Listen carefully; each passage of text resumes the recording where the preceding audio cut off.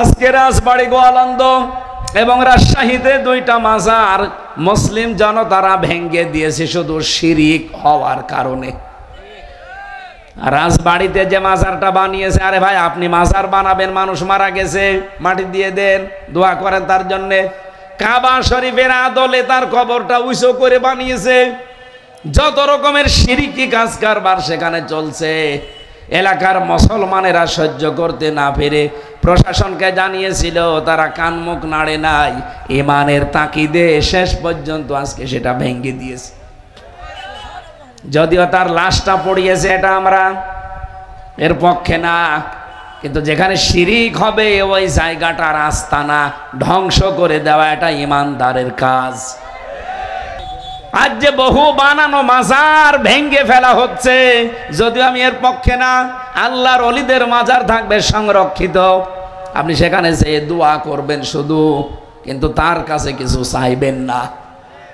অথচ এই ভেড়া মারার বুকেও বহু জায়গায় আমরা মাজার বানিয়ে অনেকেই ব্যবসা করে খাচ্ছি।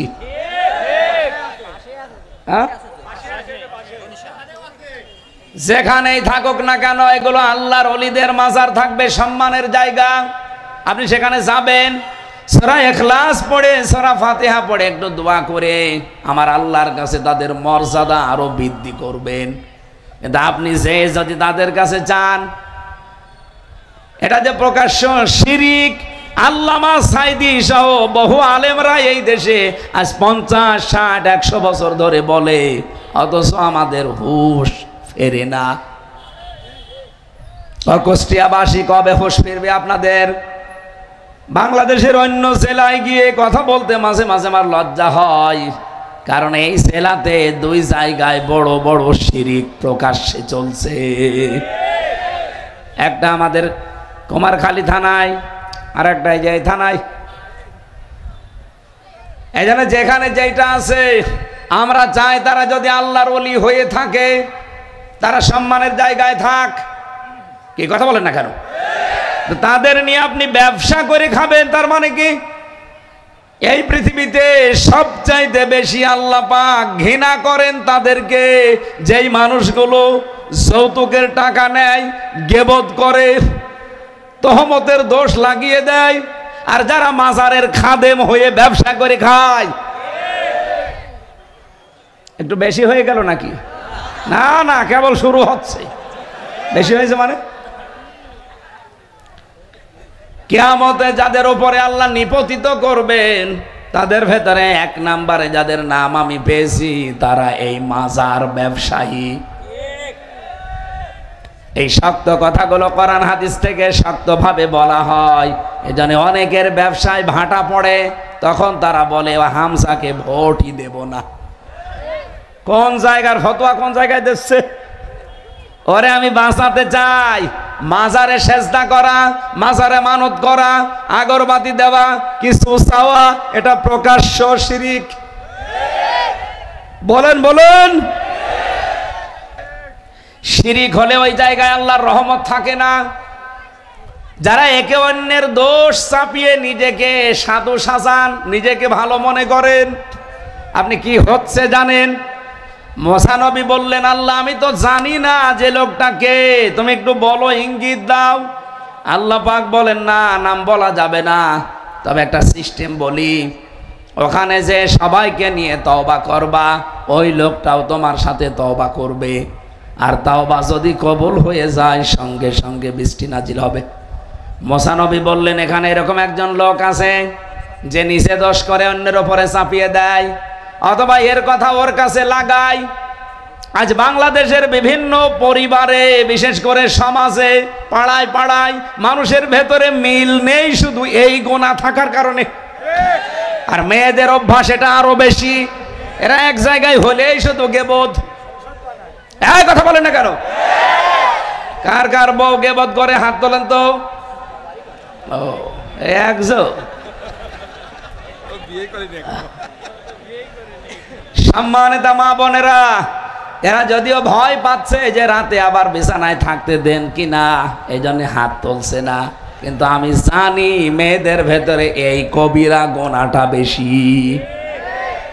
এই গনার প্রচলন যে এলাকায় বেশি হয়ে যায় সে এলাকায় আল্লাহ 4 নাম্বার যে রহমত বৃষ্টি বন্ধ করে দেয়। মুসা নবী সবাইকে নিয়ে তওবা করলেন, তওবা করা শেষ, হাত তুললেন, সঙ্গে সঙ্গে আমার আল্লাহ বৃষ্টি দেওয়া আরম্ভ করে দিয়েছেন। এই জন্য এই গোনা যদি আমাদের কুষ্টিয়া জেলায় থাকে, আমরা এখান থেকে আজকে তওবা করে ফেলতে পারি না? বলেন বলেন। এরপরেও যদি আপনি এই গোনায় লিপ্ত থাকেন, নিজে দোষ করেন, অন্যের ওপরে চাপিয়ে তাকে কালার করে দেন, আপনি এই মাহফিল থেকে চলে যান। কারণ আমরা যে দোয়া করবো দোয়া কবুল হবে না আপনি থাকলে। দেখেন তো ওই যে একজন চলে যাচ্ছে, দেখ মনে হয় ওই গোনা করে, ওই যে আরেকজন যাচ্ছে।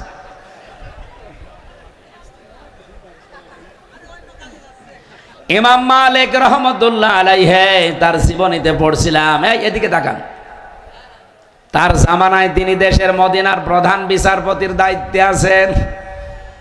ওই সময় একজন মহিলা মারা যাবার পরে তার প্রতিবেশী এসেছে তার লাশ ধোয়াতে।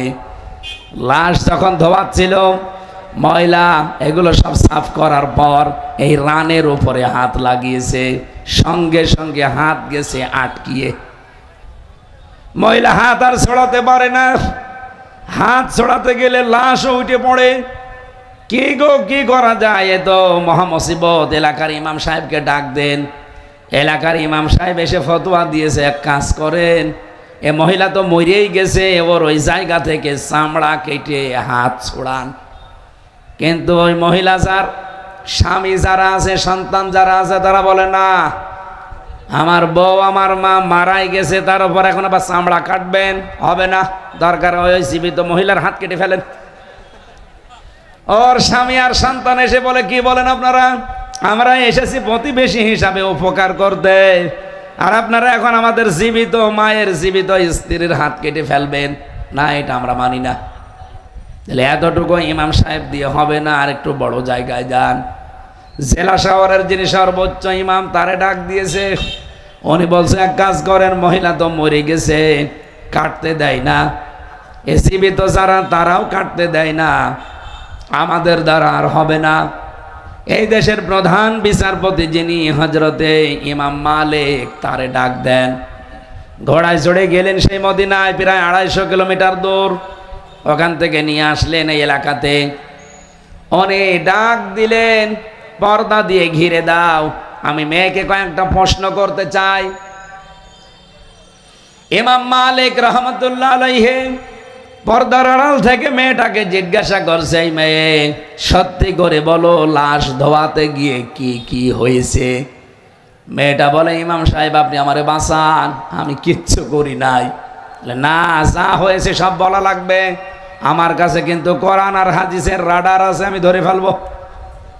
মেয়েটা বলছে, খলিফা ইমাম, আমি যখন লাশ ধোয়াচ্ছিলাম, সর্বপ্রথম আমি একটা খারাপ মন্তব্য তার উপরে নিক্ষেপ করেছিলাম যে কিছুদিন আগে এই মেয়ে লোকটাকে আমি একটা যুবক ছেলের সাথে রিকশায় যেতে দেখেছি বা গাড়িতে যেতে দেখেছি। আমি মনে মনে ধারণা করেছিলাম ও তো দেখতে শুনতে ভালো, পর্দাও করে, কিন্তু চরিত্র ভালো না। এই যে খারাপ একটা ধারণা নিক্ষেপ করেছি তার উপরে, এ করতে করতে আমার হাত হঠাৎ করে তার এই রানের সাথে আটকিয়েছে। এরপরে আমি আর কিছু জানি না। ইমাম সাহেব বলে, হ্যাঁ আমি ধরে ফেলেছি।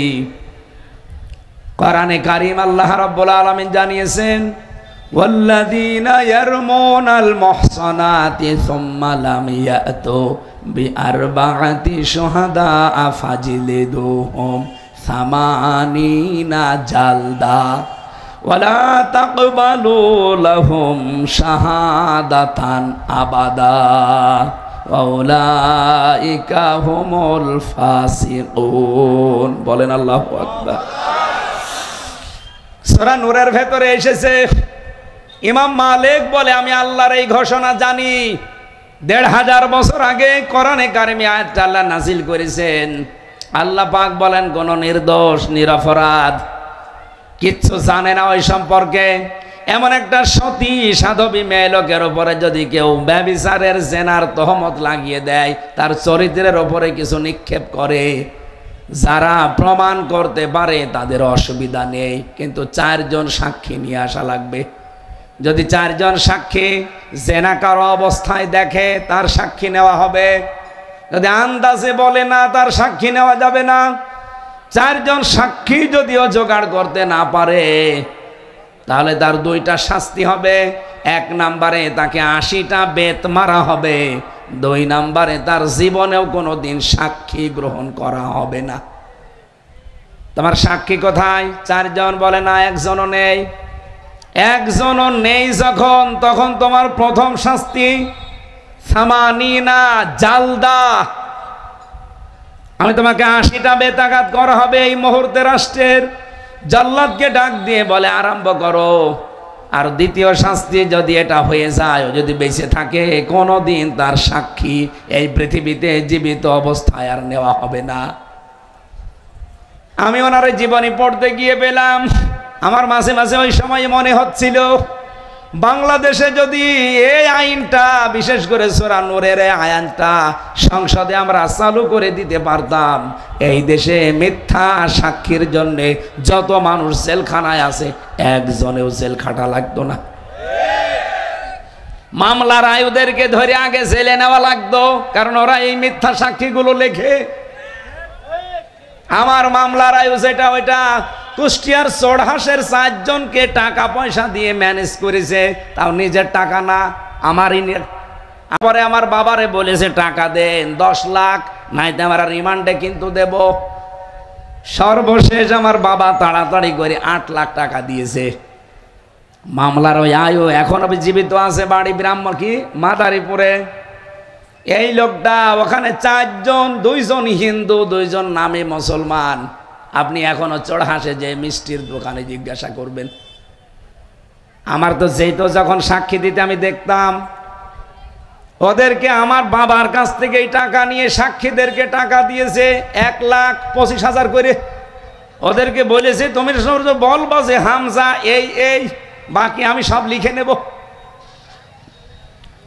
জীবনে সেই কাজ কোনোদিন করি নাই। ওই দলের প্রধান আমারে বানিয়ে মামলা দিয়েছে, আমি নাকি আনসারুল্লাহ বাংলা টিমের প্রধান। ও সাতাশে কি আমি আজ পর্যন্ত জানি না। আমার প্রথম মামলায় ছিল আমি নাকি আনসারুল্লাহ বাংলা টিমের সারা বাংলাদেশের প্রধান। আপনি নাম শুনেছেন? কেউ কেউ শুনতে পারেন, আমি তো ওর আগে ভালো জানতাম না। আমারে বলছে কি কি জানেন লেখেন, ওই রিমান্ডে মাটির নিচে। আমি বলছি কিচ্ছু জানি না, আপনাদের কাছেই শুনছি।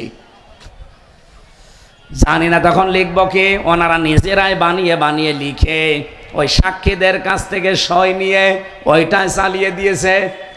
আমার নামে বলেছে উনি 164 দিয়েছে, এই দেখেন ওনার কথা। অথচ একটা কথাও আমার না, সব ওদের লিখিত।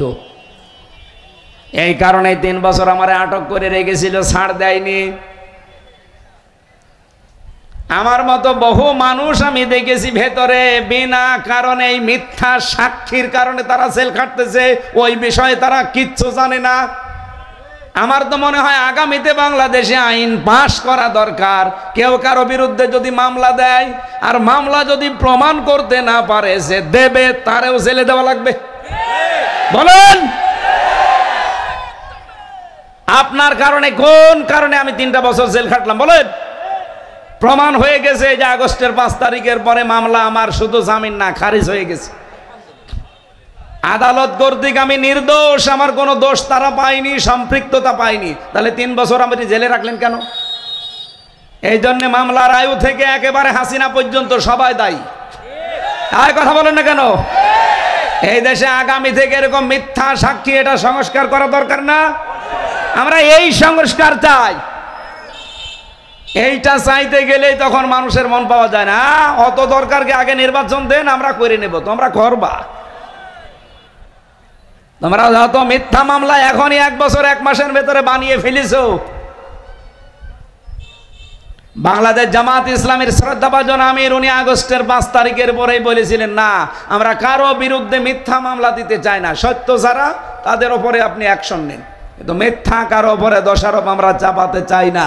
উনি এই হাদিস জানেন, তাই তো বহু মানুষ দেখলাম মিথ্যা মামলা দিয়ে মিথ্যা সাক্ষী জোগাড় করে একেবারে বাবা শাহজালাল সব হালাল করে খেয়ে যাচ্ছে। না, এই থানায় নেই। ইমাম মালিক ডাক দিয়ে বলেন, আল্লাহর বান্দি, আজকে থেকে জীবনে যতদিন বেঁচে আছো কোনোদিন তোমার আর সাক্ষী গ্রহণ করা হবে না, এ তোমার শাস্তি। প্রথম যেহেতু তোমার কোনো সাক্ষী নেই, 4 জন, তুমি আন্দাজে মনে মনে ধারণা করে এই কাজ করেছো। যে মেয়েটা মারা গেছে তার স্বামীকে তার ছেলেকে জিজ্ঞাসা করা হচ্ছে যে এই যে একটা যুবক ছেলের সাথে বাড়িতে যাচ্ছিল, এই ছেলেটাকে? স্বামী বলছে ওইটা আমার শালির ছেলে। বলেন তো, শালির ছেলে হলে এই মেয়েটার কি হয়? বোনের ছেলে। যেই 14 জন মহিলার সাথে দেখা করা জায়েজ আছে, তার ভেতরে বোনের ছেলে আছে না নেই? এই বলেন না কেন? 14 জন পুরুষ মানুষের সাথে আপনি দেখা করতে পারবেন। আপনার বাবা, আপনার ছেলে, আপনার ভাই, আপনার দুধ ভাই, এরপরে আপনার বোনের ছেলে, আপনার ভাইয়ের ছেলে, আপনার জামাই। জামাই মানে আপনি মেয়েজার সাথে বিয়ে দিয়েছেন, ওইটা জামাই। এরকম 14 জনের নাম আমি সূরা নিসার ভেতরে পেয়েছি। এই 14 জনের সাথে আপনি দেখা করতে পারবেন, কথা বলতে পারবেন, কিন্তু মুখমণ্ডল, হাতের কবজি আর পায়ের পাতা খোলা রাখা, বাকি শরীর ঢেকে রাখা লাগবে। কথা বুঝতেছেন? মেয়েরা যদি কেউ দেখা করতে চান তাহলে 14 জন পুরুষের নাম সূরা নিসার 21 নম্বর আয়াতটা পড়ে নেবেন। যাদের সাথে বিবাহ করা হারাম, এদের সাথে দেখা করা জায়েজ, কিন্তু শুধু মুখ, হাত আর পায়ের পাতা বাদ দিয়ে পুরা শরীর ঢেকে রাখা লাগবে। বলেন তো, এই যে 14 জনের নাম আমি একটা একটা করে এখন বলবো, এর ভেতরে স্বামীর নাম আছে না? নেই। একে ওয়াজ শুনছে নাকি ওকে মাজারে আছে? আমি এটা আপনাদের জন্য বলছি না, মেয়েদের জন্য। আপনার স্বামীর নাম নেই কেন? স্বামীর কাছে আপনার কোনো পর্দা নেই। যেই মহিলা তার স্বামীর সামনে যত বেশি খোলামেলা থাকবে, তত বেশি তার সওয়াব বাড়তে থাকবে। যেই কয়টা চুল আপনি স্বামীর সামনে খুলে রাখবেন, অতগুলো সওয়াব পাবেন। নবীজি বলেন, কোন স্ত্রী যদি স্বামীকে আনন্দ দেওয়ার জন্য হাসে, হাসতে গিয়ে যদি দাঁত বের হয়ে যায়, একটা দাঁত বের হলে একটা নফল হজের সওয়াব হয়, 2টা বের হলে 2টা নফল হজের সওয়াব হয়, 6টা দাঁতের কথা আছে। আমার মনে হয় বারবার সুবহানাল্লাহ বললে বাড়ি যেয়ে দেখবো না দাঁত কেলিয়ে পড়ে আছে। কি গো, হুজুর ওয়াজ করলে যত দাঁত দেখবা তত সওয়াব। এই জন্য আমি আর নামলাম না, দরকার নেই, 2টাই থাক। সম্মানিত মা বোনেরা, আমি জানি আপনারাও দাঁত বের করেন স্বামী বাদ দিয়ে দোলা ভাইয়ের সামনে। হ্যাঁ, কথা বলে। এরকম মহিলা দেশে নেই? একজন মেয়ে লোকের জন্য মরণের মতো কঠিন এবং ভয়ঙ্কর হচ্ছে 2 জন পুরুষ। মৃত্যুকে মানুষ যেমন ভয় করে, এই 2 জন পুরুষকে যেন এরকম ভয় করে চলে। তার একজন হচ্ছে দোলা ভাই আর একজন দেবর। আর এই দেশে এই 2 জনের সামনে কোনো পর্দা থাকে না, অথচ এই 2 জন সম্পর্কে ভয়ঙ্কর। এদের থেকে আরো বেশি দূরত্ব বজায় রাখা লাগবে। একজন মেয়ে লোকের জন্য যেমন 2 জন পুরুষ মানুষ ভয়ঙ্কর, মৃত্যুর মতো একজন পুরুষের জন্যও 2 জন মহিলা সবচাইতে ভয়ঙ্কর। একজন হচ্ছে তার শালী আর একটা ভাবি। অনেকে ফতোয়া বের করেছে ভাবি আমার মায়ের মতো, ওর দাঁত খুলে ফেলা দরকার শয়তানের। কয়দিন পরে দেখা যাচ্ছে ভাবিরে নিয়ে আল্লাহ রাস্তায় চলে গেছে। আরে ভাবির যদি মায়ের মতো হয়, মায়ের সাথে কেউ পালায়? হ্যাঁ, কথা বলেন না কেন? তার মানে আপনার এটা ফন্দি ফিকির। এই ভেড়া মারায় যদি কেউ এরকম মনে করে থাকেন, বাদ দেন এই ধান্দা। ইমাম মালিক ডাক দিয়ে বললেন, জল্লাদ, পিঠের ওপরে চাবুক লাগাও। একটা একটা করে চাবুক মারতেছে। প্রায় ৭৯টা হয়ে গেছে, কিন্তু হাত খোলে না। ইমাম মালিক ডাক দিয়ে বললেন, জল্লাদ খবর কি? বলেন, না, হাত তো খোলে নাই, আর একটা চাবুক বাকি আছে। ইমাম মালিক ডাক দিয়ে বললেন, দেখেন, আল্লাহর কোরআন আমি 100% বিশ্বাস করি, এখানে কোনো 2 নাম্বারই নেই। অবশ্যই আমাদের কোনো কিছু ভুল হয়ে যাচ্ছে। মেয়েটাকে জিজ্ঞাসা করলেন পর্দার আড়াল থেকে, তুমি কিন্তু মুখ দিয়ে অথবা অন্তর দিয়ে এই ধারণাটা নিক্ষেপ করেছিলে, এই খারাপ ধারণা, অথচ ওই মহিলার চরিত্র ওইরকম না। আল মুসলিম মান সালিমাল মুসলিমুনা মিন লিসানিহি ওয়া ইয়াদিহি। নবীজি বলেন, মুসলমান তো ওইটা যার হাতের দ্বারা মুখের দ্বারা অন্য মুসলমান শান্তি পায়। অথচ আজ বাংলাদেশে হাত মানে শুধু এই হাত না, হাত মানে ক্ষমতার হাত, হাত মানে প্রভাবের হাত, হাত মানে আইনের হাত। এই সমস্ত হাতের দ্বারা এবং মুখের দ্বারা যদি কোনো মানুষ কষ্টে থাকে, মুসিবতে থাকে, আল্লাহর কসম আপনি আল্লাহর নবীর উম্মত এখনো হতে পারেননি। যেহেতু হাত দিয়ে তুমি লাশ ধোয়াচ্ছিলে আর মুখ দিয়ে কথা বলছিলে যে এই মেয়েটার এই চরিত্র এই খারাপ, এই খারাপ, রব্বুল আলামিন তার এই পবিত্র পবিত্রা বান্দার প্রতি এরকম উল্টাপাল্টা ধারণা করা পছন্দ করে নাই। এজন্য সঙ্গে সঙ্গে পাপের শাস্তি দিয়েছে, হাত গেছে আটকিয়ে। তো একটা চাবুক তো বাকি আছে, 80টা মারলে তো তোমার গোনা মাফ হবে। জাল্লাদকে বললেন, চালাও এবার বিসমিল্লাহ বলে। ৭৯টা হয়ে গেছে, আর একটা মারবে, বিসমিল্লাহির রহমানির রহিম। 80টা মারার সঙ্গে সঙ্গে চট করে হাত খুলে গেছে। আমার ভাইরা, আমি যেটা বোঝাতে চাই এই জীবনী থেকে, আন্দাজে কোনো ধারণা করলে যদি এই শাস্তি আল্লাহ সঙ্গে সঙ্গে চাপিয়ে দেয়, আমার মনে হয় এরকম শাস্তি যদি বাংলাদেশে আজকে থাকতো, আজ ডাকসুতে যত রকমের দোষ চাপানো হচ্ছে সাদিক কায়েমের ওপরে আর ফরহাদের ওপরে, সবগুলো বন্ধ হয়ে যেত। আন্দাজে দোষ চাপিয়ে দেয়। আপনি রাগ করবেন না, আপনার হাতে পায়ে ধরে বলছি, বিবেকটা একটু কাজে লাগান।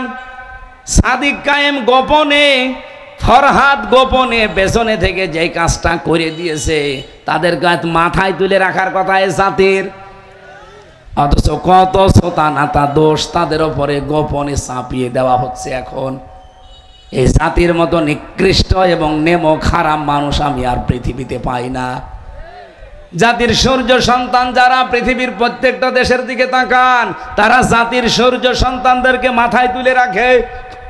এত বড় কঠিন অবস্থা থেকে যারা আজ আমাদেরকে উন্মুক্ত জীবনে ফিরিয়ে দিল, সে যেভাবেই হোক, তাদেরকে আজ জাতি উল্টা পাল্টা দোষ দিতে দ্বিধাবোধ করে না। আল্লাহ এদেরকে সম্মতি দান করেন। এরপরেও যদি এ মানুষগুলোর হেদায়েত আল্লাহর জানা থাকা যে হবে না, এদেরকে যেন নমরুদ ফেরাউনের মতো হালাক করে দেন, বলেন আমিন। এত বড় কঠিন কথা আমি বলতাম না, এই আচরণগুলো দেখে বলছি।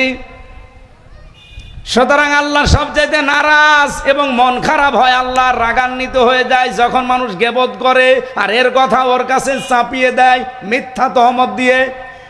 3 নম্বরে বিশ্বনবী জানিয়েছেন, মানুষ যখন সুদ খায় তখন আল্লাহ আরো বেশি রেগে যায়।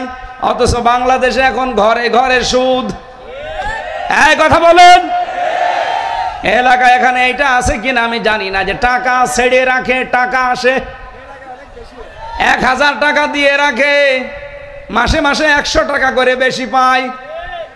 এরকম যদি কেউ থাকেন, আমি অপমানের জন্য না, সংশোধনের জন্য বলছি, আপনার জন্য আমি আজকে এমন একটা কাজ করে দেব, আপনি ছেড়ে দেবেন। হাত তোলেন তো দেখি। টাকা ছেড়ে রেখেছেন আপনি? হাত তুলে আবার নামিয়ে ফেলছে না, আপনি হাত তুলেছেন যখন, বলেন কয় টাকা ছেড়েছেন?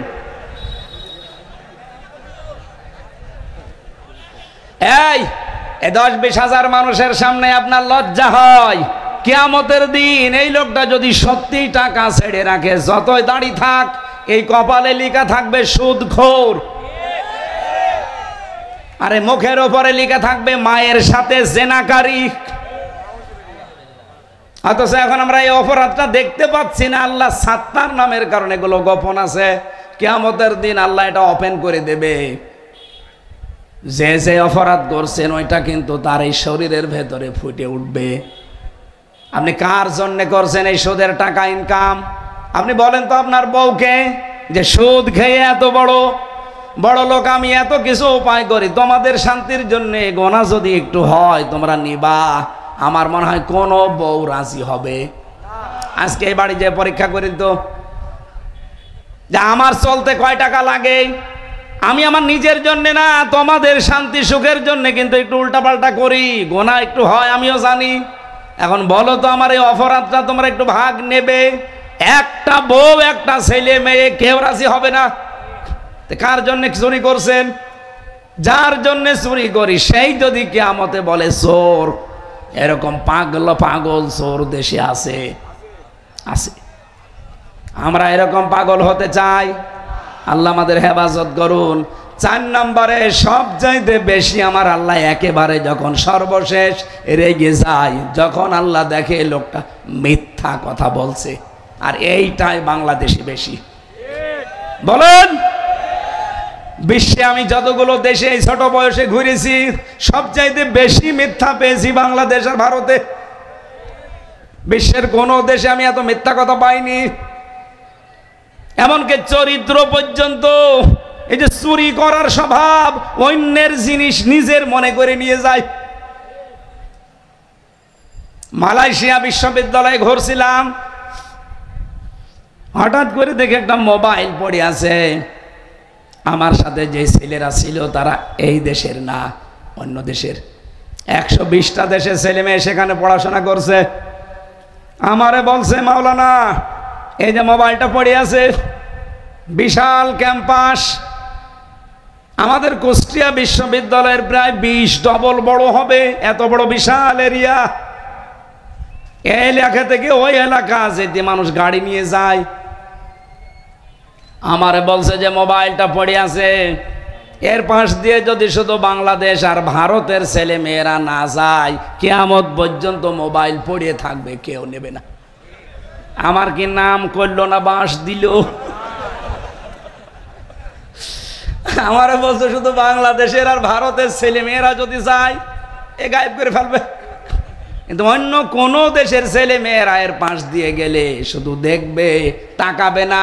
আর যদি নেয় ও হারানোর জিনিস যেখানে জমা দেয় ওখানে একটা জায়গা আছে, ওখানে জমা দিয়ে দেবে। আমি ওনার ভাষায় জিজ্ঞাসা করলাম ইংরেজিতে যে ভাই আপনি কি আমার সুনাম করলেন না বাঁশ দিলেন? আচ্ছা, আপনাদের দেশের মানুষের চরিত্র এইতে বলবো কি? আমরা এই চরিত্র পাল্টাতে চাই না। বলেন বলেন, আজকে থেকে একটা নিয়ত করা যায়, যত বড় বিপদ আসুক আর যাই হয়ে যাক, জীবনে আর কোনোদিন মিথ্যা কথা বলবো না। যারা রাজি আছেন হাত তোলেন তো, লিল্লাহে তাকবীর। এই দেখেন তো হাত তোলেনি কে? এই যে এরা হাত না তুলে বসে আছে, তোলেন। আলহামদুলিল্লাহ ভাই, কথা দিয়েছেন। কিন্তু প্রথমে যিনি জেলা আমির ছিলেন কথা বলছিলেন, এর আগে যিনি আমি একটু হালকা শুনেছিলাম, তারা কিন্তু কোরআনের পক্ষে কারা আছেন হাত তোলেন। আপনারা হাত তুলেছিলেন। এবার কোরআনের পক্ষে আসার একটা সিস্টেম আসতেছে। যেহেতু আমি সেদিন বলেছিলাম যে বাংলাদেশে যে নির্বাচন একটা ইসলামের পক্ষে আর একটা মানুষের তৈরি করা আইনের পক্ষে, সুতরাং ইসলামের পক্ষে যারা আছে এরা আল্লাহর দল, আর যারা মানুষের তৈরি করা আইনের পক্ষে আছে সে যে দল হোক ওটা শয়তানের দল। সেই হিসাবে আপনি এবার কোন দিকে রায় দেবেন এই কথাটা যদি ঠিক না রাখেন আপনি মিথ্যাবাদী। হাত তুললেন, দড়ি ছাড়া বেঁধে ফেলেছি। এক কথা বল, আল্লাহ আমাদের এই যে 4-8টা জিনিস বললাম, 4টা জিনিসে যেটা আল্লাহ নারাজ ছেড়ে দেওয়ার তৌফিক দিন, যেটা আল্লাহ খুশি আমাদেরকে আনন্দে আত্মহারা হয়ে আঁকড়িয়ে ধরার তৌফিক দিন। বলেন আমিন। সূরা ফাতিরের একটা আয়াত আর লক্ষ লক্ষ হাদিসের একটা টুকরা পড়েছি। 32 নম্বর আয়াতটা পড়েছিলাম। রব্বুল আলামিন বলেন, সুম্মা আওরাসনাল কিতাবাল্লাযীনা তফাইনা মিন ইবাদিনা ফামিনহুম যালিমুল লিনাফসি ইলা আখিরি আয়া। রব্বুল আলামিন বলেন, অতঃপর আমি এই পৃথিবীতে কোরআনের উত্তরাধিকারী, কেরা কোরআনের ধারক বাহক, কোরআনের জ্ঞান আমি আল্লাহ শুধু আমার বান্দার বান্দিদের মাঝে তাদেরকেই দান করি যাদেরকে আমি আল্লাহ মনোনীত করি, পছন্দ করি। ও বাংলার মুসলমানেরা, আজ আমরা যারা আলেম আছি, এখানে আলেমদের কিছু দায়িত্ব কর্তব্য, সে আলেম নারী হোক আর পুরুষ হোক। আলেম মানেই শুধু নামের আগে মাওলানা মুফতি লিখা আছে এটাই আলেম না। যতটুকু জ্ঞান আপনি পেয়েছেন আপনি ওই জ্ঞানের আলেম। আপনি নামাজ সম্পর্কে মনে করেন কিছু জানেন, আপনি নামাজের আলেম। আপনি যাকাত সম্পর্কে কিছু জানেন, আপনি যাকাতের আলেম। এক কথা বুঝতেছেন? শরীয়তের পূর্ণাঙ্গটা যারা জানে আমরা তাদেরকে অনেকে আলেম মনে করি। রব্বুল আলামিন বলেন, আমার কিতাব যেহেতু পূর্ণাঙ্গ পরিপূর্ণ, সুতরাং আমার কোরআনের জ্ঞান যারা পাবে এই মানুষগুলো যেমন তেমন মানুষ না, এরা আমার মনোনীত। সম্মাস্তফাই না, এদেরকে আমি ইস্তেফা করি, এদেরকে আমি মনোনীত করেছি, এদেরকে আমি নির্বাচিত করেছি, পছন্দ করি। এজন্য এদেরকে আমি শুধু আমার কোরআনের ধারক বাহক, জ্ঞানী, এলেম দিয়ে ধন্য করেছি। কিন্তু আমার এই বান্দা বান্দিদের ভেতরে যারা কোরআনের জ্ঞান পেয়েছে, কোরআনের এলেম পেয়েছে, এরা আবার তিন প্রকার। এদিকে তাকান, এবার আপনারটা আসতেছে। কম বেশি আমরা এখানে যারা আছি অন্য জাতির লোক বাদ দিয়ে সবাই কোরআনের কিছু না কিছু জানি না, জানি না? বলেন বলেন। কিছু না জানলে সূরা ইখলাস জানেন না? কুল হুয়াল্লাহু আহাদ, এই তো আপনাকে আল্লাহ কোরআনের জ্ঞান দিয়েছে। রব্বুল আলামিন বলেন, ফামিনহুম যালিমুল লিনাফসিহি, এদের ভেতরে এক প্রকার বান্দা আছে যারা কোরআনের জ্ঞান পেয়েছে কিন্তু তারা জালেম, তারা নিজেদের উপরে জুলুম করেছে। কারা তারা দেখেন তো আপনি এই ক্যাটাগরিতে পড়েন কিনা? এক নম্বরে যে মানুষগুলো কোরআনের জ্ঞান পেয়েছে, এলেম পেয়েছে, কিন্তু হারাম কাজ লিপ্ত থাকে আর ফরজ কাজ করে না। এই মানুষগুলো নিজেদের উপরে নিজে জুলুম করার কারণে কিয়ামতে উঠবে, কিন্তু আলেম হয়ে না, জালেম হয়ে। এদেশে এরকম জালেম নেই, হারাম কাজে লিপ্ত থাকে, ফরজ কাজগুলো করে না। দুই নম্বরে মিনহুম মুকতাসিদ, মধ্যম পন্থা অবলম্বনকারী। এরা হচ্ছে ফরজ নামাজ, ফরজ কাজগুলো আদায় করে, হারাম কাজগুলো ছেড়ে দেয়, কিন্তু মাকরু কাজ, এরপরে মুস্তাহাব বিষয়গুলো ছেড়ে দেয়, মোবা বিষয়গুলো কিছু মনে করে না। আমি যে ব্যাখ্যাটা বলছি এটা ইবনে কাসির থেকে। আমার তো মনে হয় বাংলাদেশে এখন আমরা যারা নারী আর পুরুষ আছি কোরআনের জ্ঞানে এই দুই নাম্বারের ক্যাটাগরিতে আছি। ফরজ হয়তো আদায় করি, হারাম কাজও আস্তে আস্তে অনেকে ছেড়ে দেয়, কিন্তু মাকরু আছে। এরপরে আবার অন্যান্য যতগুলো সুন্নত আছে ওগুলোর গুরুত্ব দিতে চায় না। এরপরে মুস্তাহাব আছে, মানতে চায় না। আল্লাহ আমাদেরকে এই পর্যায়ে রেখেছে, আমার যতটুকু পর্যালোচনা। তিন নম্বরে ওয়ামিনহুম সাবিকুম বিল খায়রাতি বিইজনিল্লাহ, তিন নম্বরে তারা যারা অগ্রগামী ভালো কাজে আল্লাহর অনুমতি ক্রমে। এইটাই আমি বোঝাতে আয়াতটা পড়েছি। রবিউল আউয়াল মাস, বিশ্বনবী এসেছিলেন এই মাসে যতগুলো মিশন নিয়ে, তার এক নম্বরে মিশন ছিল আল্লাহর এই জমিনে আল্লাহর বিধান কায়েম করা। আমি কি এটা বানালাম? বলেন বলেন। আপনি পুরা কোরআনটা সামারাইজ করে দেখবেন, সব কথার এক কথা এই কথা যে হে নবী, আপনাকে আমি পাঠাইছি হল্লাযী আরসালা রাসূলাহু বিল হুদা ওয়া দীনিল হাক্কি লিইয়ুযহিরাহু আলাদ-দীনি কুল্লিহি ওয়ালাউ কারিহাল মুশরিকুন। আমি সে আল্লাহ, আপনাকে আমি পাঠালাম আমার সত্য দিন ইসলাম দিয়ে, কোরআন দিয়ে। আমি চাই পৃথিবীতে যত জীবন বিধান আছে সব পেছনে ফেলে দেবেন, আমার কোরআনকে আপনি দুনিয়ায় জারি করবেন, কায়েম করবেন, বিজয় করবেন। যদিও এতে মুশরিকদের মন খারাপ হবে। সুতরাং রবিউল আউয়াল মাস এসেছে আমাদের এই শিক্ষা দিতে। আমরা এই দেশে এখন আল্লাহর বিধান কায়েম করতে চাই, যদিও যারা শিরিক করে তাদের কাছে এটা ভালো লাগবে না। কথা বলেন না কেন? আলেমদের ভেতরে 3 নাম্বার যেটার পর্যায়, এটা অনেকে আমরা এখনো যেতে পারিনি। আল্লাহ যাদেরকে নির্বাচিত করেছেন, মনোনীত করেছেন, ভালোবেসেছেন, পছন্দ করেছেন, তাদেরকে এই কাজটা আল্লাহ অ্যাক্টিভ ভাবে করার সুযোগ দেয়। যেমন আল্লামা সাঈদীকে আল্লাহ দিয়েছিলেন, উনি যদি পীর হতেন, সারা জীবন পীর সাহেবগিরি করতেন, কত কিছুর মালিক হয়ে যেতেন আপনি বলেন। তার মতো বড় পীর বাংলাদেশে আর কাউকে পেতেন আপনি? এত মুরিদও তার কেউ থাকতো না, এত মুরিদ হয়তো তার, কিন্তু জীবনে তিনি এই 3 নাম্বারটা বেছে নিয়েছেন। অমিনহুম সাবিকুম বিল খায়রাত। এই খয়রাতের ব্যাখ্যায় আমি প্রায় 25টা বিষয় পেয়েছি, একটা একটা করে সিরিয়াল করে আমি দেখেছি। সর্বপ্রথম খয়রাত, ভালো কাজ আল্লাহর দৃষ্টিতে এই জমিনে দিন কায়েম করা।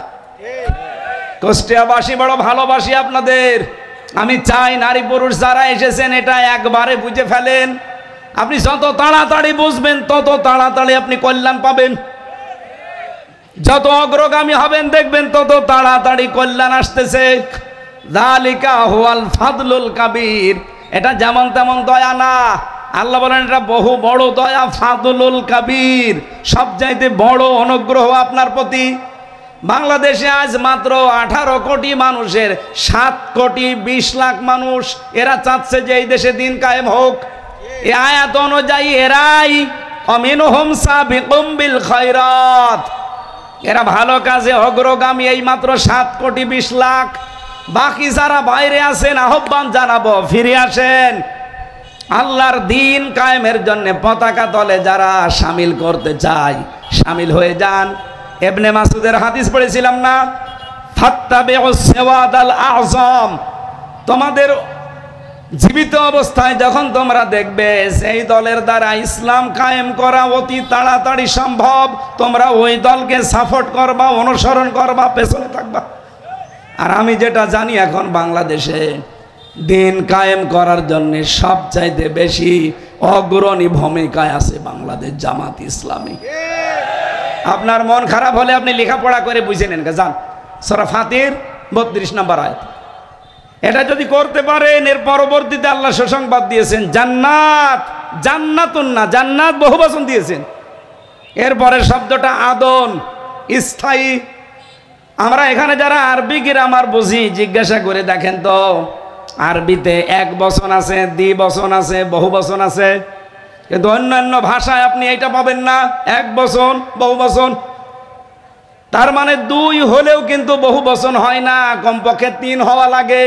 আল্লাহ যে জান্নাতুন না দিয়ে জান্নাত বহু বচন দিয়েছেন, তাফসিরে মুফাসসিরে লিখেছেন কোন মানুষকে যদি আল্লাহ এই পৃথিবীর ময়দানে দিন কায়েমে শরীক থাকার কারণে তাকে যদি জান্নাত দান করেন, একটা না কমপক্ষে 3টা জান্নাত দান করবেন। আর এক একটা জান্নাত হবে এই ভেড়া মারার মতো। বলেন, তামাম পৃথিবীর সমান এক একটা জান্নাত হবে। আমরা যেহেতু লোভে পড়েছি, আমরা করছি, মন থেকে করছি, ইখলাসের সাথে করছি। আপনাদেরকে আহ্বান জানাচ্ছি, দুনিয়া থাকবেন না, আমিও 100 বছর পরে এখানে থাকবো না, আপনিও থাকবেন না। আসেন এই বহু বচন যে 3টা জান্নাত কমপক্ষে পাওয়া যাবে, এইটা পাওয়ার জন্যে অফি যালিকা ফালিয়াতানা ফাসিল মুতানাফিসুন। এবার প্রতিযোগিতা আরম্ভ করি আমরা সবাই মিলে এই জান্নাতটা পাওয়ার জন্যে। যেখানে একটা জান্নাতের কথা বলেন না আল্লাহ, কয়টা? 3টা। বলেন বলেন, সবাই যেন কমপক্ষে 3টা জান্নাতের মালিক হতে পারি। আল্লাহ যাকে ভালোবাসেন, যার কল্যাণ কামনা করেন, তাকে দ্বীনের জ্ঞান দান করেন। এই অনুষ্ঠানে এসেছি দ্বীনের জ্ঞান অর্জন করার জন্য না। দুনিয়ার কোনো লাভ আছে এখানে আমাদের? নেই। সুতরাং দ্বীনের জ্ঞান অর্জন করার মাধ্যমে আমরা দুনিয়া আখিরাত কামিয়াবি হতে চাই। যে আল্লাহ আমাদের সুযোগ করে দিলেন, বলেন আলহামদুলিল্লাহ। দরুদ আর সালাম পড়ছি আমাদের নবী, যাকে আল্লাহ এই মাসে, আজকের এই যে 12 তারিখ রবিউল আউয়াল মাসের, যদিও মতান্তর আছে যে 9 তারিখ অথবা 12 তারিখ, 12 তারিখটাই প্রসিদ্ধ এবং বিশুদ্ধ। অধিকাংশ সিরাত গ্রন্থে আমি যেটা পেয়েছি, এই 12 তারিখ পৃথিবীর শ্রেষ্ঠ মানুষ, এই দিন আল্লাহ তাকে পাঠিয়েছিলেন সাল্লাল্লাহু আলাইহি ওয়াসাল্লাম। একটু খেয়াল করে শুনবেন ভাই, গল্প করা যাবে না। আমরা ঘন্টাখানিক কথা বলবো। 1 ঘন্টার ভেতরে যতগুলো তথ্য যাবে, এই তথ্যগুলো কালকে থেকে আমল শুরু হবে ইনশাআল্লাহ। বেড়ামারাবাসী, পৃথিবীর মানুষের উপরে আল্লাহ যখন খুশি হয়, তখন তার বাড়িতে আল্লাহ 1 নম্বরেই কন্যা সন্তান পাঠায়। এখানে যাদের কন্যা সন্তান আছে, তাদের উপরে আপনি আর কিছু না হোক, আল্লাহ খুশি ছিল, এই জন্য দিয়েছে। নবীজি বলেন, কোন বাড়িতে যদি কন্যা সন্তান আসে, সঙ্গে সঙ্গে ওখানে 4 জন ফেরেশতা চলে আসে। যখনই ও দুনিয়ার মুখ দেখে, তখন তার মাথার উপরে ফেরেশতারা নূরের যে হাত আছে, এতে স্পর্শ দিতে থাকে, ডাক দিয়ে বলতে থাকে, এই দুর্বল দেহটা একটা দুর্বল দেহ থেকে বের হয়ে এসেছে।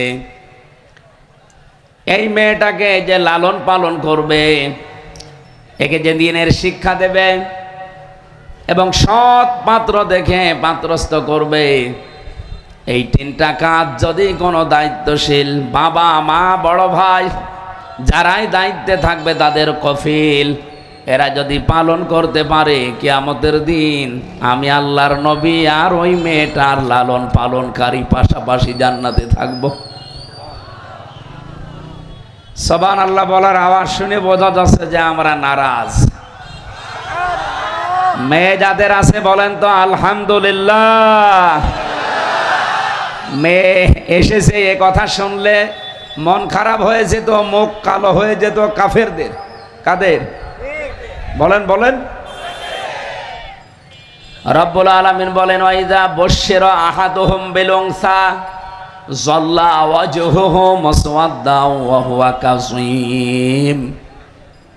সূরা নাহলের ভেতরে এসেছে, হে নবী, ওদের কাছে যখন আপনি কন্যা হয়েছে এই সংবাদ দেবেন, তখন দেখবেন ওদের মুখ চেহারা কালো হয়ে গেছে। সুতরাং এই অভ্যাসটা, এই স্বভাবটা কাফেরদের, এই স্বভাব, এই অভ্যাস এখন অনেক মুসলমানের উপরে ভর করেছে। কারা কারা মেয়ে হলে নারাজ হয়েছিলেন হাত তোলেন দেখি। এই মিথ্যা কথা বলবেন না ভাই, রবিউল আউয়াল মাস।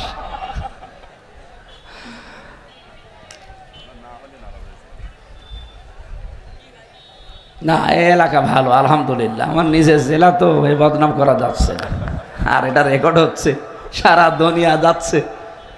নিজের ঘরে যদি খড় না থাকে, সারা দেশে আমার ওয়াজ চলবে। এই জন্য কিছু হলেও বলা যাবে না, থক্কু। সুবহানাল্লাহ যারা পড়েছেন, আমি আওয়াজ শুনেই বুঝেছি, তারপরও বলছি, ফেরেশতাদের দোয়া করার আগে কিন্তু শর্ত ছিল 3টা। ফেরেশতা এমনিতেই দোয়া করে না, এই 3টা শর্ত দিয়ে দোয়া করেছে। 1 নম্বরে, এই মেয়েটাকে যারা লালন পালন করবে, এর পেছনে যারা খরচ করবে তার সাধ্য মতো, এটা আমরা কম বেশি সবাই করছি। 2 নম্বরে, এই মেয়েটাকে যারা ভালোবাসা দেবে এবং দিন শিক্ষা দেবে। যদিও 2 নাম্বার আর 1 নাম্বারই এক ছিল, আমি ভাগ করে ফেলেছি। 1 নাম্বারে যারা এই মেয়েটাকে ভালোবাসবে, খুশি হবে। 2 নাম্বারের পেছনে যারা সাধ্য মতো খরচ করবে লালন পালনের জন্যে। 3 নাম্বারে এই মেয়েটাকে যারা দিন শিখাবে। 4 নাম্বারে যারা সৎ পাত্র দেখে পাত্রস্থ করবে। এই 4টা কাজ যেই মানুষটা পালন করবে, কিয়ামত পর্যন্ত আল্লাহর রহমত তার সাথে থাকবে। না, শব্দটা বোঝেননি। ফেরেশতারা কিন্তু বলেননি যে দুনিয়া পর্যন্ত তার সাথে আল্লাহর রহমত থাকবে। ফেরেশতাদের ভাষা ছিল ইলা ইয়াউমিল কিয়ামাহ, কিয়ামত পর্যন্ত আল্লাহর দয়া রহমত ওই মা বাবার প্রতি থাকবে। তার মানে কিয়ামতের ময়দানে যদি বিপদে পড়ে যান, বহু মানুষ আছে তাদের এই কন্যা সন্তানের কারণে নাজাত পেয়ে যাবে। সাহাবী এসে বললেন, হে নবী, আমার একটা মেয়ে। নবীজি বললেন, তুমি এক জান্নাতের মালিক। আর একজন এসে বলে, হে নবী আমার 2টা মেয়ে। নবীজি বললেন, তুমি অলরেডি 2টা জান্নাতের মালিক। আর একজন এসেছিল, হে নবী আমার 3 মেয়ে। বিশ্ব নবী বলেন, আল্লাহ তোমার 3টা জান্নাত দিয়ে দিয়েছে। আপনি এই জন্য দেখবেন যেখানে মেয়েদের আলোচনা আছে কোরআনে, কুষ্টিয়া বাসে কন্যা সন্তানের ব্যাপারে যে কথাগুলো শুনছিলাম, আমাকে আল্লাহ পাক 3টা কন্যা দিয়েছেন। এই হাদিস দ্বারা আমি বিশ্বাস করি, যদি এই শর্তগুলো দুনিয়ায় আদায় করতে পারি, মহান আল্লাহ আমাকেও নবীজির সাথে জান্নাত দান করবেন। বলেন আমিন। এই জন্য কন্যা যাদের আছে আপনি আনন্দে থাকবেন, খুশি থাকবেন।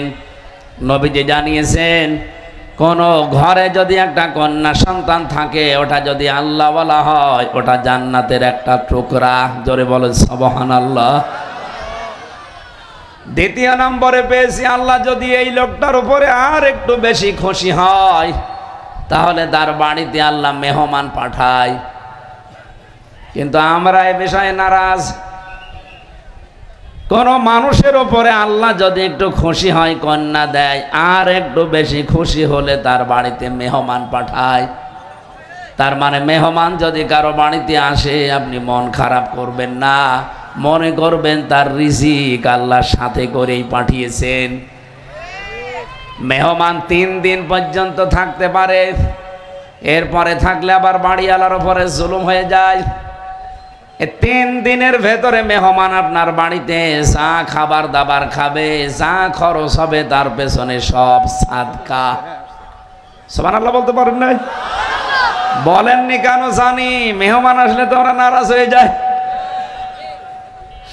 3 নম্বরে বিশ্ব নবী বলেন, আল্লাহ যদি ওই লোকটার উপরে আরো একটু বেশি খুশি হয়, তখন তার শরীরের ভেতরে অথবা পরিবারের রোগ শোক চাপিয়ে দেয়। সুতরাং রোগ যাদের হয়, মন খারাপ করা যাবে না, এটা আল্লাহর দয়া। আল্লাহ চায় আমার এই বান্দাকে আমি নিষ্পাপ অবস্থায় দুনিয়া থেকে বিদায় দেব। এর আগে যদি কোনো ছোটখাটো অপরাধ থাকে, এই অসুস্থতা দিয়ে আল্লাহ ওইটা মাফ করে দেয়। এমনকি মমিন বান্দা বান্দীদের যদি জ্বর হয়, সে যেন মন খারাপ না করে। এই জ্বরের কারণেও তার অপরাধগুলো আল্লাহ ক্ষমা করে দেয়। নবীজি বলেন, এই লোকটার উপরে যদি আল্লাহ আরো বেশি খুশি হয়, তাহলে সেই এলাকায় আল্লাহ বৃষ্টি দেয়। তাহলে আল্লাহর খুশির কারণ কয়টা পেলাম? আরো জোরে বলেন। 1 নম্বরে আল্লাহ বেশি খুশি হলে তার বাড়িতে কন্যা সন্তান দান করেন। 2 নম্বরে আরেকটু খুশি হলে সেখানে আল্লাহ পাক মেহমান পাঠান। যদি আর একটু বেশি খুশি হয়, ওই লোকটার উপরে তার রোগ দেয়। সর্বশেষ যদি ওই এলাকার উপরে আমার আল্লাহ একেবারে খুশিতে আনন্দে আত্মহারা হয়ে যায়, তখন বৃষ্টি নাজিল করে। পৃথিবীর কোন ক্ষমতা আছে বৃষ্টি নাজিল করা? নেই। আল্লাহ পাক বলেন, আমি নিজে বৃষ্টি নাজিল করি। এত বেশি আমি খুশি হয়ে যাই যে এই খুশির ঝর্ণা ধারা দিয়ে রহমতের ধারাগুলো আমি দুনিয়াতে ফোঁটা ফোঁটা আকারে ফেলতে থাকি। সুতরাং এই 4টা বিষয় আল্লাহ সবচাইতে আনন্দিত, খুশি। কিন্তু পৃথিবীর মানুষ বেজার। সিস্টেম অপর পৃষ্ঠায় দেখুন, এই পৃথিবীতে আল্লাহ সবচাইতে বেশি 4টা কাজে নারাজ, রাগান্বিত হয়ে যায়। কিন্তু দুনিয়ার মানুষ এই 4টা কাজ করতে পেয়ে অনেক আনন্দে থাকে। তার 1 নম্বরে যৌতুক। এলাকাতে যৌতুক নেই। বিশ্বাস করেন যারা বিবাহ শাদী করেছেন অথবা সামনে করবেন, আমার নিজের জেলা হিসাবে বড় মায়া মহব্বত নিয়ে দায়িত্ব নিয়ে বলছি, এই জেলা থেকে সংস্কার আরম্ভ হওয়া লাগবে। আগামী থেকে এই জেলায় যেন কোনো যৌতুক না থাকে। হ্যাঁ, আপনারা একমত আছেন না? এখানে ছেলের বাপও আছে, মেয়ের বাপও আছে। আমার মনে হয় ছেলের বাপ হাত তুলেছে কম। সবাই হাত তোলা লাগবে, বিয়ে করেন আর না করেন। লিল্লাহে তাকবীর। এই দেখেন তো হাত তোলেনি কে? তোলেন। আজকে এই জিনিসটা কুষ্টিয়া জেলা থেকে বাদ যাবে। কোরআনের ময়দানে হাত তুলে ওয়াদা করলেন যে যৌতুক নেবেন না, দেবেন না। এরপরেও যদি পেপারে দেখতে পাই না যে যৌতুকের কারণে গোলাপনগরে অমকে গলায় দড়ি দিয়েছে, আপনার কিন্তু খবর আছে। বলতে পারেন আপনি কি করবেন, এখন করছি না ভোটের পরে করব। এমন কিছু করে দেব জীবনে যৌতুকের নাম আর মুখে আসবে না। আমরা তো এই সমস্ত সংস্কারগুলো আগামীতে করতে চাই, কথা বলেন ঠিক কিনা? যৌতুক এটা মানবতার সাথে মহা কৌতুক। এই কৌতুক এই দেশে অন্তত আর চলবে না। আমার মনে হয় যৌতুকের টাকা না নিয়ে পায়খানা করে খেয়ে ফেলবেন ভালো, না অসুবিধা নেই। কারণ পায়খানা করে খেয়ে ফেললে আপনার একটা গোনা হবে মাত্র, আর যৌতুকের টাকা যারা নিয়েছেন আপনার ডবল গোনা হবে। কি কথা বলেন? একটা কবিরা গোনা আর একটা জুলুমের গোনা। 18 বছর 20 বছর 25 বছর পর্যন্ত মেয়েটাকে লালন পালন করে আপনার হাতে দিচ্ছে, শ্বশুর শাশুড়ির পায়ে তো সেজদায় পড়ে থাকার কথা, যদিও মানুষের পায়ে সেজদা দেওয়া জায়েজ নেই। আপনি আবার ভুল বুঝবেন না, হুজুর বলল কি? শ্বশুর শাশুড়িকে আমার মনে হয় সম্মানে আপনার নত হয়ে যাওয়ার কথা, যেখানে শুকরিয়া আদায় করার কথা। কারণ এই মেয়েটা আপনাকে এই পৃথিবীতে জেনা থেকে, ব্যভিচার থেকে বাঁচিয়ে রাখে। এত বড় নিয়ামত আপনার জীবনে যেই শ্বশুর আর শাশুড়ি তৈরি করে দিল, এরপরও তার কাছে মোটরসাইকেল নেওয়া লাগবে, 2 লাখ টাকা নেওয়া লাগবে, এর মতো বড় জালেম দুনিয়ায় আর নেই। এরকম জুলুম করেছেন কারা? হাত তোলেন দেখে। এলাকায় যৌতুক নেই আমার বলবেন তো আগের থেকে, আমি তো জানতামই না। মেয়ে আমারও কিন্তু 3টা আছে, এলাকায় বিয়ে দেব। এরপরে যদি দেখি যে না বাবা শাহজালাল, আশা করছি এটা ভুলে যাবেন। এলাকায় শুরু হয়েছে কি বা আছে কিনা জানি না, আমার মনে হয় আছে। এই যে বরযাত্রী যাওয়া মেয়ের বাড়িতে, এটা কিন্তু ইসলামে নেই, এটা হিন্দুদের কালচার থেকে এসেছে। ইসলামে আছে অলিমা। কি আছে? অলিমার অনুষ্ঠান করা হয়। এটা কি ছেলের বাড়িতে না মেয়ের বাড়িতে? ছেলের বাড়িতে। সুতরাং আপনি যদি কিছু করতে চান, বিবাহ করতে পেরেছেন, আনন্দ করবেন, করেন, অলিমা করেন নিজের বাড়িতে। দরকার হয় মেয়ের বাড়ি থেকে আরো 500 লোক এনে খাবার খাওয়ান। একদিকে আপনি আনন্দিত, পুরাটা অনুষ্ঠান হয়ে যাবে ইবাদত। এই জন্য অলিমা করা সুন্নাত, আর বরযাত্রী করা এটা হারাম। হারাম বলছি এই কারণে, বহু কন্যার পিতা মাতা তারা মন থেকে এই বরযাত্রী খাওয়াতে চায় না, বাধ্য হয় এই সমাজের কারণে। কারো জিনিস নেওয়া জায়েজ নেই কোন সময় জানেন? এই যে গাছে মনে করেন একটা কাঁঠাল আছে, অনেকগুলো কাঁঠাল পেকে আছে, এই গাছটা আপনার চাচার, আপনি ভাতিজা ওই চাচার কাছে যেয়ে বলছেন চাচা অনেকগুলো মানুষ দাঁড়িয়ে আছে, কাঁঠালও দেখতে ভালো লাগে, আমি আপনার ভাতিজা, কাঁঠাল 2টা দিলে হয় না? লজ্জার খাতিরে এদিকে ওদিকে তাকাতেও পারে না মানুষজন, বলছে নিয়ে যা, ওকে মন থেকে দিয়েছে।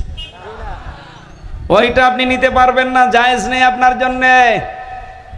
যদিও চাচা কাঁঠাল দিয়েছে, মন থেকে দেয়নি, এদিক ওদিকে তাকিয়ে দিয়েছে, আপনি এইটা যদি আপনার জন্য জায়েজ না হয়, বরযাত্রীতে যারা যায় মরণের খাওয়া খায়, জায়েজ হয় কি করে? আশা করছে আগামী থেকে আমাদের জেলা থেকে আরম্ভ হবে এই কাজটা।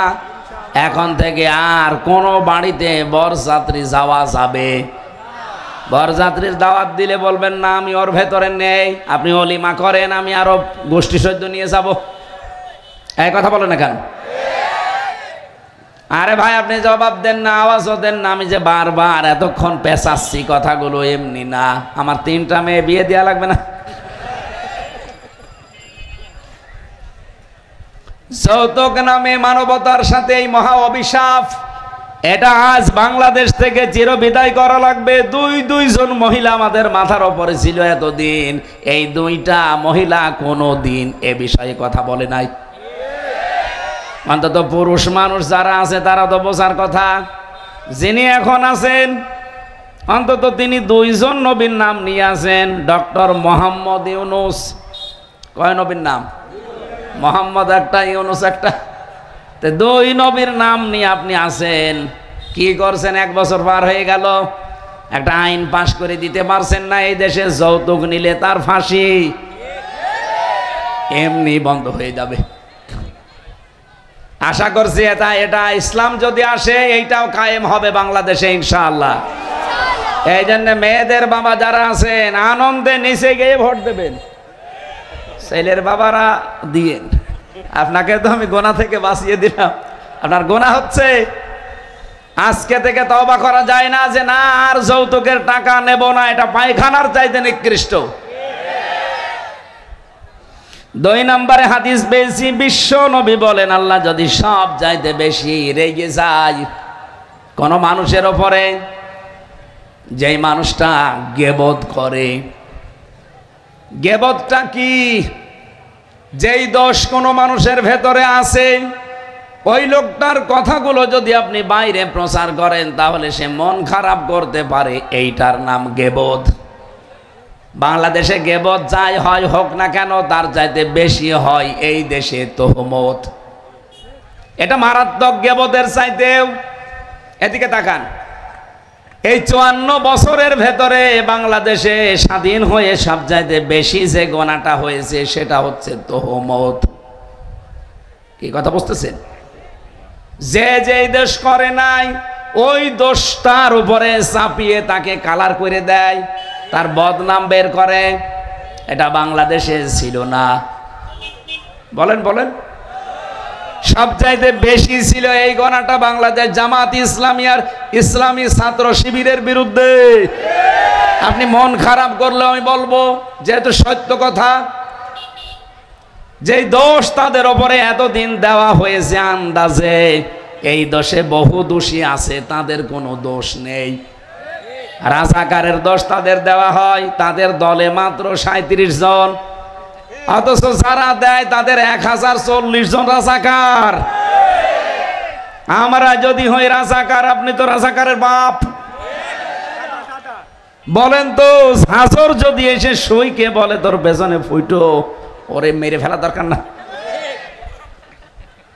আপনার দলে 1040 জন রাজাকার, তাও লিস্টেড, আর আপনি আমার 37 জন নিয়ে মেতে আছেন। সুতরাং আগামী থেকে এই কথা আর কোনোদিন শুনবো না, জবাব দেওয়া লাগবে। কেন বলেন এই মিথ্যা কথা? নিজেরটা ঠিক করতে পারেন না। যাদের 37 জনের ভেতরে 11 জনকে আপনি এই দোষে ফাঁসি দিয়ে মেরেই ফেলেছেন, যদিও তারা ওইভাবে রাজাকার ছিল না, আন্দাজে দোষ চাপিয়ে দেওয়া হয়েছে। আল্লামা সাইদি সংসদে দাঁড়িয়ে কোরআন বুকে নিয়ে বলেছিলেন 71 সালের কোনো কাদা আমার গায়ে লাগে নাই। আমাকে যদি কেউ রাজাকার বলে তার প্রমাণ করতে না পারে, সে পিতৃ পরিচয়হীন অবৈধ জারজ সন্তান।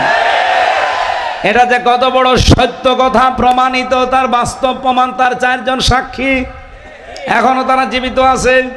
এ মানুষগুলো এখন সব স্বীকার করছে যে এগুলো সব হাসিনার সাজানো, আর দাদা বাবুদের প্রেসক্রিপশন অনুযায়ী এটা করা হয়েছিল।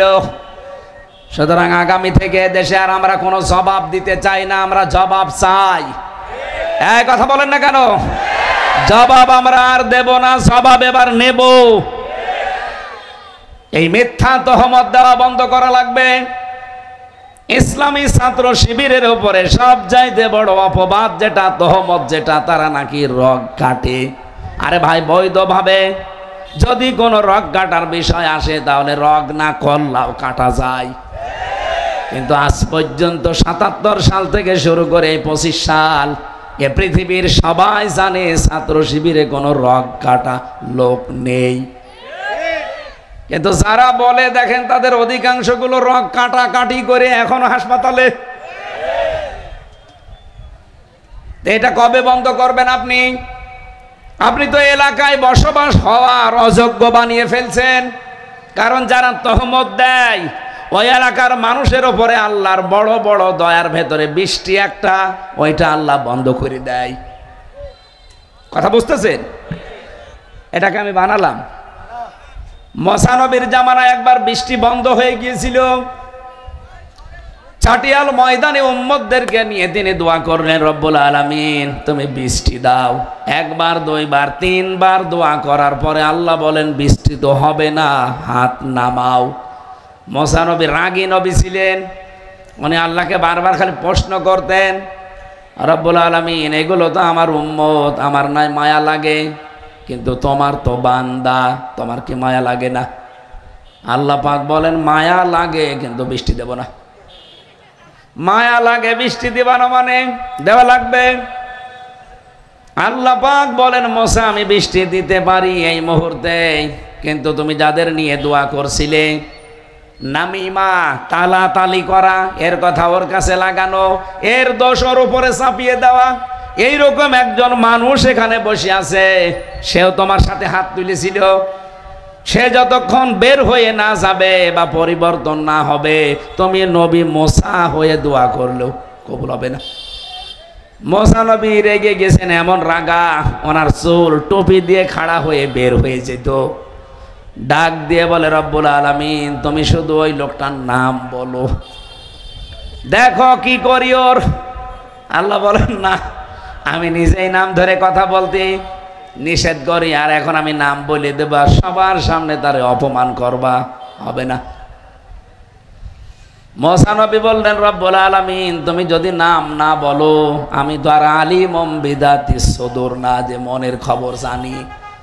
চিন্তা করে দেখেন তো, মুসা নবীর মতো এত বড় পাওয়ারফুল নবী, যিনি আল্লাহর সাথে কথা বলতেন, কালিমুল্লাহ বলা হয় যাকে, সেই নবী বলছে আল্লাহ আমি তো আর আলিমুম বিদাতিস সুদূর না, যে মনের খবর কি আমি জানি।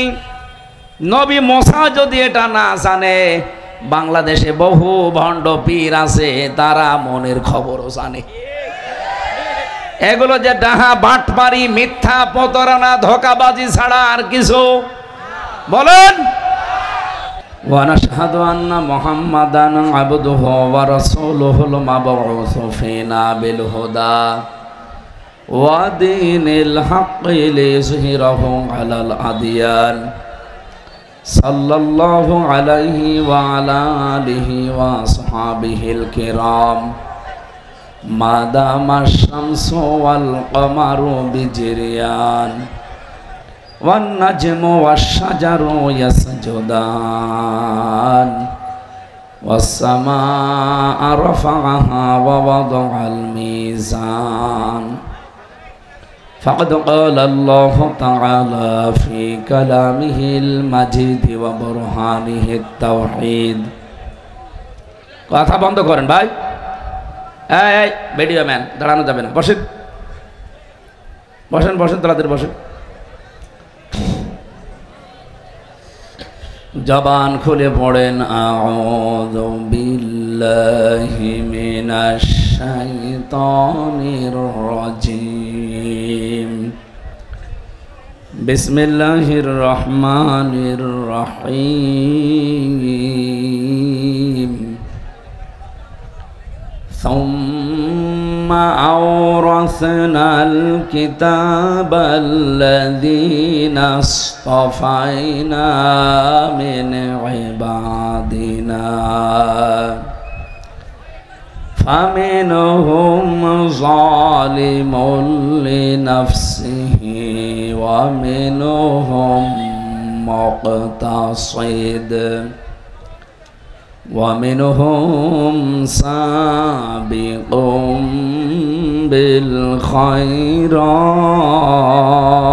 بالخيرات ومنهم سابق بالخيرات بإذن الله ذلك هو الفضل الكبير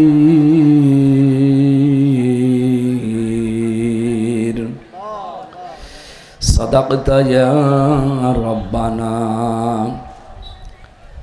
عن ابن مسعود رضي الله تعالى عنه قال قال النبي صلى الله عليه وسلم فاتبعوا الصواد الأعظام إلى آخر الحديث رواه مسلم.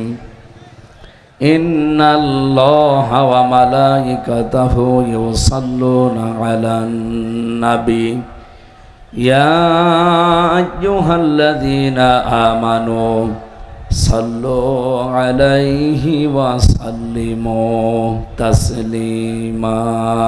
اللهم صل على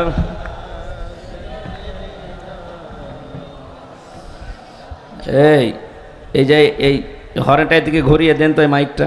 ওই যে এই ছেলে, হ্যাঁ এটা ঘুরিয়ে দাও, দাদা ঘুরিয়ে দাও, এইটা এদিকে ঘুরিয়ে দেন, কাছে যে আছেন ঘুরিয়ে দেন, রিভাব দেন।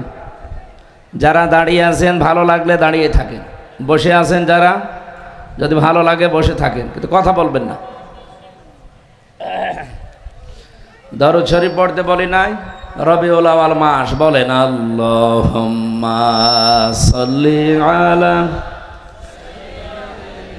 মাওলানা মুহাম্মদ ওয়ালা আলি সাইয়্যিদিনা মাওলানা মুহাম্মদ। আলহামদুলিল্লাহ, বাংলাদেশের ঐতিহ্যবাহী জেলা কুষ্টিয়া ভেড়ামারা থানার অন্তর্গত মকারিমপুর যুব সমাজের উদ্যোগে দামকদিয়া হাই স্কুল ফুটবল ময়দানে তাফসিরুল কোরআন মাহফিল, এটা তাফসির মাহফিল না, মাহফিলের সম্মানিত সভাপতি বাংলাদেশ জামাতে ইসলামী। এই নামটা বললে এখন কলিজা ভরে যায় না? কিছু মানুষের একটু রাগ হয়, ওটাও কেটে যাবে ইনশাল্লাহ। বাংলাদেশ জামাতে ইসলামী মকাররেমপুর ইউনিয়ন শাখার সম্মানিত আমির মাওলানা সাইদুল ইসলাম কোথায় আছে? সভাপতি যদি না থাকে এখানে, ঠিক আছে। মাহফিলের প্রধান অতিথি বাংলাদেশ জামাতে ইসলামী কুষ্টিয়া জেলা শাখার শ্রদ্ধাভাজন জেলা আমির, আপনাদের এই ইউনিয়নের কৃতি সন্তান, ইসলামিক চিন্তাবিদ, শিক্ষাবিদ, গবেষক, লেখক, অধ্যাপক মাওলানা আবুল হাশেম এই জনপদের সন্তান জন্ম দিয়েছে। আল্লাহ রাব্বুল আলামিন তার জীবনটা যেন কবুল করেন, বলেন আমিন। বিশেষ অতিথি বাংলাদেশ জামাতে ইসলামী মনোনীত নমিনি, কে যেন বলল আমার আগে এমপি পদপ্রার্থী, না এ শব্দ বলবেন না। বাংলাদেশ জামাতে ইসলামী থেকে সেই এমপি হোক, উপজেলা চেয়ারম্যান হোক, ইউনিয়ন চেয়ারম্যান হোক, মেম্বার হোক, এই বাংলাদেশে অন্তত এটা সবাই আমরা জানি যে এরা পদ কেউ চেয়ে নেয় না, আর পদ চাইলে কিয়ামতের আগে তাদেরকে দেবে না। সুতরাং এরা পদপ্রার্থী নয়। পদপ্রার্থী আপনি অন্য দলকে বলতে পারেন যারা এই পদ নেওয়ার জন্য মারামারি করে মরে যায়। এ কুষ্টিয়াতে আছে না নেই? সুতরাং জনাব আব্দুল গফর এই আসনের জন্য উনি নমিনি, উনি পদপ্রার্থী নয়। যদি উনি পদপ্রার্থী হয়ে থাকে, জোর করে পদ চেয়ে নেয়, ওনারে ভোট দেওয়ার দরকার নেই। হ্যাঁ না, সত্য কথা বলছি। যদি জোর করে উনি চেয়ে নিয়ে থাকে যে না আমারে না দিলে আমিও গ্রুপিং করে দরকার হয় এদিক ওদিক করে ফেলবো, ওনার মতো মানুষকে ভোট দেওয়ার দরকার নেই। আমি যতটুকু জানি বাংলাদেশ জামাত ইসলামী থেকে যারা নমিনি হয় সে নিজে জানেও না যে আমার নাম আসবে। কি কথা বলেন? উনি বাংলাদেশ জামাত ইসলামী কুষ্টিয়া জেলা শাখার নায়েবে আমির, সাবেক উপজেলা চেয়ারম্যান, পাশের থানা মিরপুরের এলাকার সর্বজন শ্রদ্ধাভাজন ব্যক্তিত্ব জনাব আব্দুল গফর দামাত বারকাতুহুমুল আলিয়া এখানে উপস্থিত আছেন, আলোচনা রেখেছেন। হয়তো আপনাদের এই উপজেলা ভেড়ামারা উপজেলার চেয়ারম্যান পদপ্রার্থী তো বলা যাচ্ছে না, নমিনি। আসলে এই অভ্যাস তো অনেক দিনের। আমরা এসে কয়েকজনের বক্তব্য শুনছিলাম, শেষে বলছে জয় বাংলা। তার মানে এখন এই অভ্যাস কাটে নাই। তো এই জন্যে উনি পদপ্রার্থী না, উনি নমিনি। উনি কি পদপ্রার্থী না, উনিও ইসলামিক চিন্তাবিদ, শিক্ষাবিদ, উনি একজন ডক্টর। সুতরাং এই আসনের ভেতরে যাদের নাম আসবে দেখবেন চরিত্র, সততা, শিক্ষা সব দিক থেকে আমার মনে হয় ডক্টর নুরুল আমিন জসিম ভাই উপরে থাকবে। আল্লাহ তাকে হায়াতে তাজ্জেবা সিহাতে কুল্লিয়া দান করুন, আমিন। এখানে কথা বললেন বাংলাদেশ জামাত ইসলামী কুষ্টিয়া জেলা শাখা একটা ওলামা বিভাগ আছে, আলেমদের নিয়ে যারা কাজ করে। এই পুরা জেলাটার যিনি সেক্রেটারি, যদিও যুবক মানুষ, তিনিও একটা মাদ্রাসার দায়িত্বে আছেন, জনাব মাওলানা ইয়াসির আরাফাত জিহাদি এখানে উপস্থিত আছেন। আমার তো সবাই পরিচিত না, যাদেরকে চিনি আপনাদের এই ভেড়ামারার জামাই, ইসলামিক চিন্তাবিদ, মুফাসসিরে কোরআন, আমাদের বড় ভাই মাওলানা আব্দুল কাদের জিহাদি, চুয়াডাঙ্গা জীবননগরে বাড়ি, দামাত বারকাতুহুমুল আলিয়া, বলেন আমিন। উপস্থিত আছেন শ্রদ্ধাভাজন বড় ভাই এ ভেড়ামারা উপজেলার বাংলাদেশ জামাত ইসলামের আমির জনাব মাওলানা জালাল উদ্দিন, আছে না উনি এখানে? দামাত বারকাতুহুমুল আলিয়া। আমি আসলে অনেকের নাম জানি না, কারণ আমি কুষ্টিয়াতে ছোটবেলা থেকে বড় হইনি, আমি বাইরে ছিলাম। এই ইউনিয়নের চেয়ারম্যান পদপ্রার্থী না, নমিনি আছে। পদপ্রার্থী কেউ আছে? নেই। অন্য দলের থাকতে পারে পদপ্রার্থী। নাসিরুল হক ভাই আছে, উনিও নমিনি বাংলাদেশ জামাত ইসলামী থেকে এই ইউনিয়ন মোকাররমপুর না, মোকাররমপুর ইউনিয়নের জন্য। ওয়ারাফা'না লাকা যিকরাক, আল্লাহ তারে গোলামের মর্যাদা দুনিয়া আখিরাতে আরো বাড়িয়ে দেন। মঞ্চে বসা আছে যারা অনেক সম্মানিত ব্যক্তিবর্গ, যাদের ছাত্র হতে পারলে আমরা ধন্য মনে করতাম, সেই সমস্ত শিক্ষক মণ্ডলী, ওলামা একরাম, আল্লাহ তাদেরও সম্মান মর্যাদা দুনিয়া আখিরাতে যেন উভয় জগতে বাড়িয়ে দেন।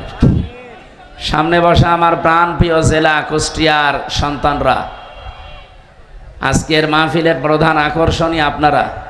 বলেন তো, আপনারা যদি না আসতেন, আমির হামজার বাবা আসলেও কিছু হইতো?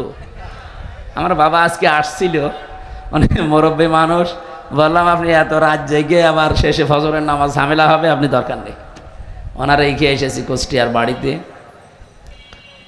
তো সেই হিসাবে এখানে যারা এসেছেন আজকে, আপনারা প্রধান আকর্ষণ এই অনুষ্ঠানের। বহু কষ্ট করেছেন। কয়েকদিন আগে এই অনুষ্ঠানটা এনারা নিয়েছে, মাত্র 5-7 দিন আগে। এ বিশাল আয়োজনে যারা সম্পৃক্ত আছে, এই সমস্ত যুবকদেরকে যে মা পেটে নিয়েছেন, আল্লাহ যেন খাদিজাতুল কোবরার মতো বানিয়ে দেন। বিভিন্ন জায়গায় আমার মনে হয় মেয়েরা এসেছে নাকি? ওই যে সামনে মেয়েদের প্যান্ডেল আছে। সম্মানিতা মা এবং বোনেরা, কুষ্টিয়া যারা আছেন, আমি অন্যান্য জেলায় গেলে আপনাদেরকে নিয়ে গর্ব করি এবং দোয়া করি। রব্বুল আলামিন কুষ্টিয়ার মা বোনদেরকে হযরতে আয়েশা ফাতেমাতো জহরা রাদিয়াল্লাহু তাআলা আনহার উত্তরসূরি বানিয়ে দেন, আমিন। প্রশাসনের ভাইরা হয়তো এসেছেন। দল, মত, জাতি, বর্ণ, ধর্ম নির্বিশেষে আজকের অনুষ্ঠান। এটা কি শুধুমাত্র যাদের নাম বললাম এই কয়জনের জন্য? না, সবার জন্য আল্লাহ কোরআন দিয়েছেন। আমরা ওই কেন্দ্রিক একটা আয়াত পড়েছি। আমি মনে করছিলাম ভাই যে সিরাত অনুষ্ঠান, এই জন্য রসুলের জীবনী নিয়ে কথা বলবো মনে করছিলাম আসার সময়ও। এখানে এসে লেখা দেখলাম তাফসিরুল কোরআন মাহফিল, এই জন্য আমি আয়াতটা পাল্টিয়ে ফেলেছি। এই জন্য যতটুকু পারি আমরা তাফসির আকারে কথা বলতে চাই। আপনারা শুনবেন না ইনশাআল্লাহ? সবাইকে নিয়ে আগে শুকরিয়া আদায় করি, যিনি আমাদেরকে এই সুযোগটা করে দিলেন। মাই ইউরিদিল্লাহু খায়রা ইউফাক্কিহু ফিদ্দীন।